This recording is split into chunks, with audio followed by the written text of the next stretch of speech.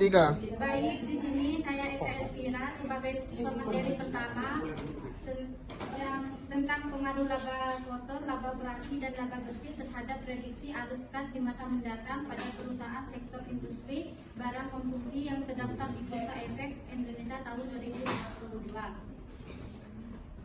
Menurut Didi Adi Setiawan Mujiono Hani Krisnawati, dalam penelitiannya yang mempengaruhi arus kas di masa mendatang yaitu laba operasi. Untuk laba kotor dan laba bersih tidak terdapat pengaruh terhadap arus kas yang akan datang. Namun berdasarkan hasil uji secara bersama-sama atau simulatan, laba kotor, laba operasi dan laba bersih secara bersama-sama berpengaruh signifikan dalam memprediksi arus kas aktivitas operasi di masa mendatang.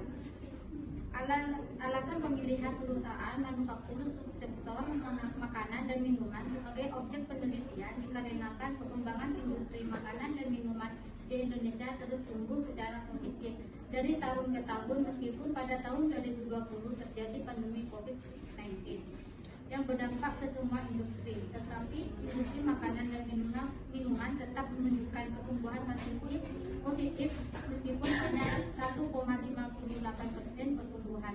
Ini yang nantinya akan berdampak pada nilai investasi di masa mendatang. Selain itu, perusahaan makanan dan minuman dikenal sebagai sektor industri yang tidak ada matinya karena produk dari mereka menjadi kebutuhan sehari-hari dari masyarakat. Berdasarkan uraian latar belakang di atas, maka penulis mengambil judul penelitian yaitu pengaruh laba kotor, laba bersih, dan laba operasi terhadap prediksi arus kas di masa mendatang pada perusahaan sektor industri barang konsumsi yang terdaftar di Bursa Efek pada tahun 2022.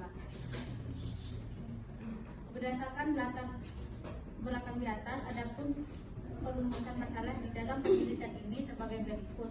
Yang pertama, apakah laba kotor berpengaruh terhadap prediksi arus kas mendatang yang terdaftar di Bursa Efek Indonesia? Yang kedua, apakah laba operasi berpengaruh terhadap prediksi arus kas mendatang yang terdaftar di Bursa Efek Indonesia? Yang ketiga, apakah laba bersih berpengaruh terhadap prediksi arus kas mendatang yang terdaftar di Bursa Efek Indonesia? Yang terakhir, apakah laba kotor, laba bersih, dan laba operasi berpengaruh terhadap prediksi arus kas mendatang yang terdaftar di Bursa Efek Indonesia?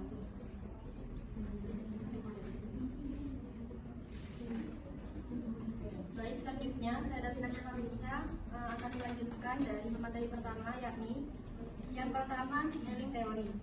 Signaling teori atau teori sinyal adalah tindakan yang diambil manajemen perusahaan yang memberi petunjuk kepada investor tentang bagaimana manajemen perusahaan memandang prospek perusahaannya.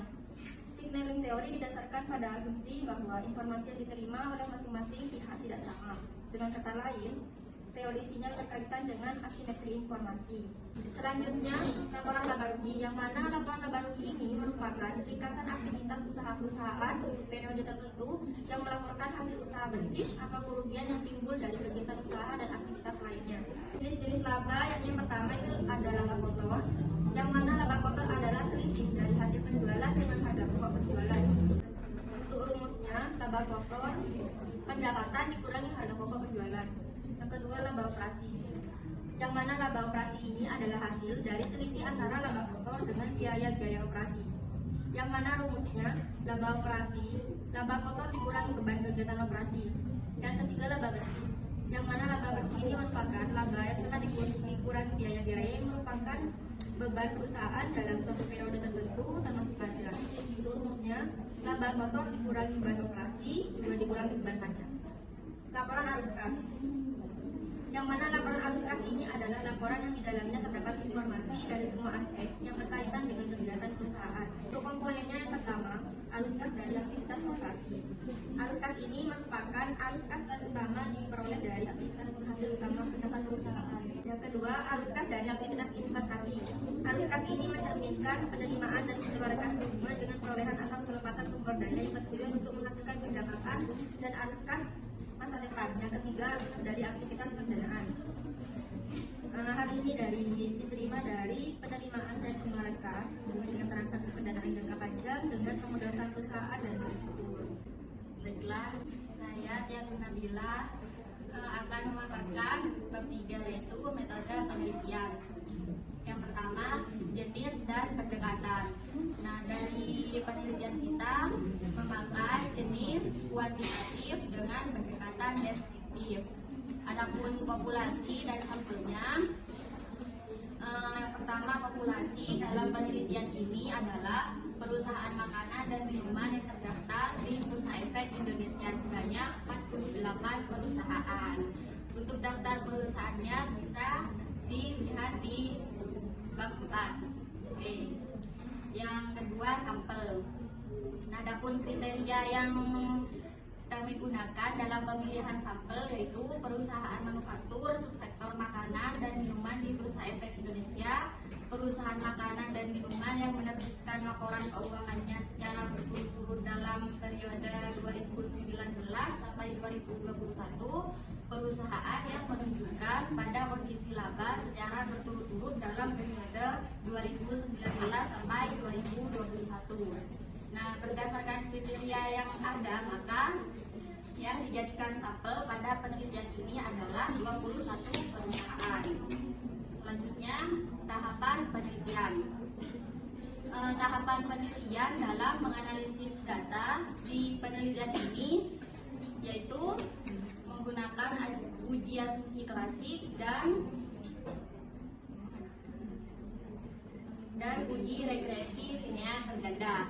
Nah, dalam uji asumsi klasik menggunakan uji normalitas, uji heteroskedasitas, uji autokorelasi, selanjutnya dan uji multikolinearitas. Yang kedua, uji regresi linear berganda, yaitu menggunakan uji statistik T. Yang kedua, uji statistik F, dan yang terakhir uji koefisien determinasi. Selanjutnya saya, Dwi Linawati, akan menjelaskan mengenai bab 4, yaitu analisis data dan pembahasan. Analisis data. Yang pertama, analisis data dan pengujian hipotesis yang diuji menggunakan uji asumsi klasik. Di sini uji asumsi klasik yang digunakan pada penelitian ini yaitu uji normalitas. Berdasarkan hasil uji normalitas yang dilakukan, maka didapatkan hasil bahwa gambar histogram tidak sempurna dalam mengikuti arah geografik sehingga dikatakan tidak normal. Yang kedua, hasil plot menunjukkan bahwa titik-titik yang terbentuk tidak mengikuti arah garis sehingga dikatakan tidak normal. Yang ketiga, setelah dilihat dari nilai signifikansi dalam Kolmogorov-Smirnov di bawah 0,05 sehingga dikatakan tidak normal. Selanjutnya, uji multikolinearitas. Berdasarkan tabel di atas, data yang telah dilakukan, maka dapat diketahui bahwa nilai VIF, variabel laba kotor, laba operasi, dan laba bersih kurang dari 10 dan nilai toleran lebih dari 0,1, maka dapat disimpulkan bahwa data tersebut tidak terjadi multiko. Selanjutnya, uji heterokedastisitas. Berdasarkan tabel di atas dengan data yang telah dilakukan penormalan, maka dapat disimpulkan bahwasannya hasil dari uji Bletcher ketika variabel tersebut tidak terjadi heterokedastisitas dikarenakan nilai signifikansinya lebih besar dari 0,05. Selanjutnya, uji autokorelasi. Berdasarkan tabel di atas dengan data yang telah dinormalkan, maka dapat diketahui bahwasannya nilai Darwin-Wasslernya lebih dari 2, lebih dari min 2, dan kurang dari plus 2. Maka dapat disimpulkan tidak terjadi autokorelasi.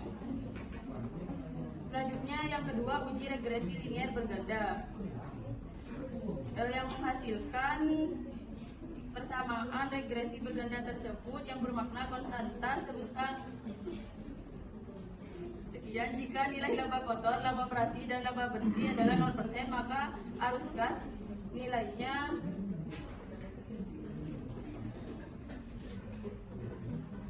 min sekian. Artinya laba kotor, laba operasi, dan laba bersih tidak memberikan pengaruh positif terhadap arus gas. Yang kedua, beta 1 sebesar 0,188 dengan arah hubungan positif menunjukkan bahwa setiap peningkatan laba kotor sebesar 1%, maka akan diikuti oleh peningkatan arus kas sebesar 0,188 dengan asumsi variabel independen lainnya dianggap konstan. Yang ketiga, beta 2 sebesar min 0,208 untuk variabel laba operasi. Nilai tersebut menunjukkan pengaruh negatif atau berlawanan arah antara X2 dan Y. Hal ini berarti jika variabel X mengalami kenaikan sebesar 1%, maka variabel Y akan mengalami penurunan sebesar min 0,208 dengan asumsi variabel independen lainnya dianggap konstan. Yang ketiga, beta 3 sebesar 0,182 dengan arah hubungan positif menunjukkan bahwa setiap peningkatan laba bersih sebesar 1%, maka akan diikuti oleh peningkatan arus kas sebesar 0,182 dengan asumsi variabel independen lainnya dianggap konstan. Selanjutnya uji statistik T atau uji T yang menghasilkan besarnya tingkat signifikan pengaruh laba kotor setelah dilakukan penormalan, maka dapat diketahui bahwasannya nilai signifikan pada laba kotor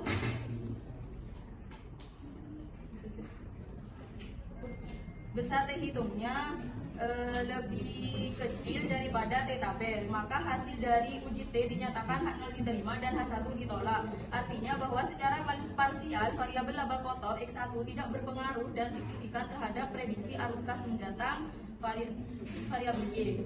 Yang kedua, besarnya tingkat signifikan pengaruh laba kotor setelah dilakukan penormalan, maka diketahui bahwasanya besar T hitung lebih kecil daripada T tabel, maka hasil dari uji T dikatakan H0 diterima dan H1 ditolak. Secara parsial variabel X2 tidak berpengaruh dan signifikan terhadap prediksi arus kas. Selanjutnya yang ketiga, besarnya tingkat signifikan laba bersih T hitungnya lebih kecil daripada T tabel, hasilnya H0 diterima dan H1 ditolak. Uji statistik F atau uji F. Dari tabel di atas setelah dilakukan penormalan, maka diketahui bahwasanya F hitung lebih kecil daripada F tabel. Dengan demikian H1 ditolak dan H0 diterima. Sehingga dapat disimpulkan bahwa X1, X2, X3 tidak berpengaruh secara simultan terhadap prediksi arus kas mendatang. Selanjutnya koefisien. Uji koefisien determinan yang menghasilkan arus kas dipengaruhi 0,9% oleh variabel independen X1, X2, X3, sedangkan sisanya dipengaruhi oleh faktor lain. Assalamualaikum warahmatullahi wabarakatuh. Saya Gus Masarianto.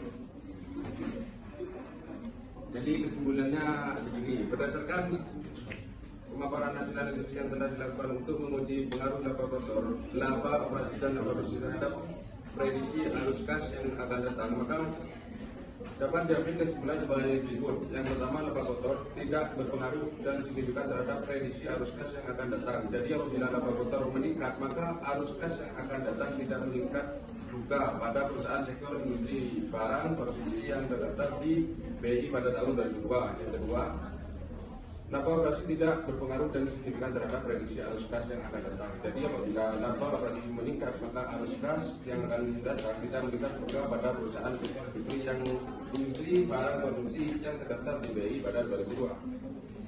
Kemudian yang ketiga, laba bersih tidak berpengaruh dan signifikan terhadap prediksi arus kas yang akan datang. Jadi apabila laba bersih meningkat, maka arus kas yang akan datang tidak meningkat juga pada perusahaan sektor industri barang konsumsi yang terdaftar di BI pada tahun 2002.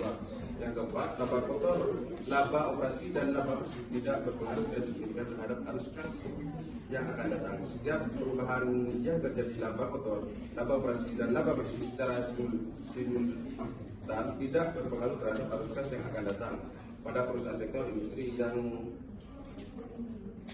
barang konsumsi yang terdapat di BI pada tahun 2002. Saran berdasarkan hasil penelitian yang telah dijelaskan, maka saran yang dapat diberikan untuk dijadikan bahan pertimbangan selanjutnya sebagai berikut. Yang pertama, pada penelitian selanjutnya dapat menggunakan variabel-variabel lain seperti modal kerja, hutang, dan lain-lain, sehingga dapat mengetahui apa saja komponen yang mempengaruhi arus kas yang akan datang.